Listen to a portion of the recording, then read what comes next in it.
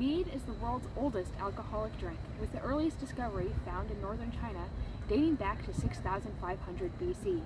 However, mead has been hugely important in many different cultures throughout history. In Norse mythology, Vikings believed when they died and reached Valhalla, Odin's chosen warriors would have an endless supply of mead. In Celtic mythology, it was thought that rivers would flow with mead in the afterlife. Great value is placed on mead in Celtic society. The banqueting hall located on the hill of Tara and home to the High King was known as Chalk Mead Curta, which can be translated to the Great Mead Hall. In Anglo-Saxon culture, it was believed mead bestowed a person with immortality and knowledge. Mead's frequent association with the divine across many cultures perhaps speaks to its popularity and taste. Even centuries after these pagan cultures fell away to be replaced by Christianity, mead's popularity remained such that Charles Butler, known as the father of English beekeeping, would even note in his most famous work, The Feminine Monarchy, that Queen Elizabeth I was fond of the drink and recorded her favorite recipe for the beverage. Her Majesty's preferred brew consisted of sweetbrier leaves, thyme, rosemary, and bay leaves. Mead was originally made by diluting honey and water in clay or wooden vessels, and then allowing the airborne yeast and the yeast found naturally in honey to ferment.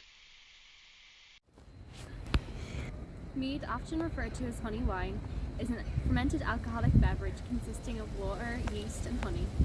Honey, which bees make from nectar collected from flowering plants, is a vital ingredient in mead production, as it not only provides nutrition for the yeast to feed off, but it can also give a distinct flavor depending on the type of honey used. Mead can also absorb flavors of added ingredients such as nuts, spices, and fruits. We will showcase the production of mead by infusing honey sourced from Rosemount Apiary with cinnamon, cloves, oranges, and raisins to create festive flavored mead. The main process of mead production is fermentation, where yeast converts fructose and glucose molecules in honey into alcohol and carbon dioxide.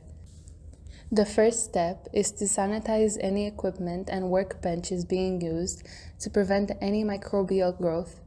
The next step is to loosen the honey with water, as honey is too dense by itself to allow fermentation to take place. The water-honey mixture is then heated to eliminate unwanted bacteria so the yeast cells can thrive. The fruit and spices are added after the heating process for infusion. The mixture is added to the fermentation jug and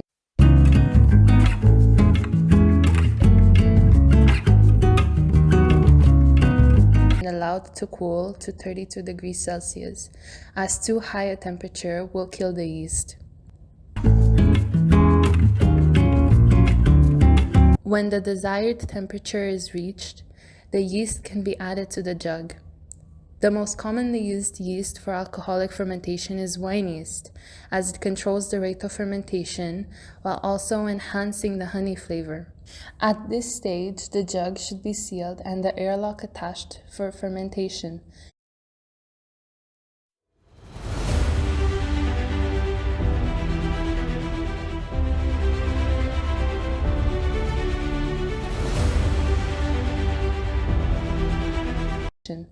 The jug should be stored in a dark place, and care should be taken to ensure the jug does not explode from the pressure of the carbon dioxide.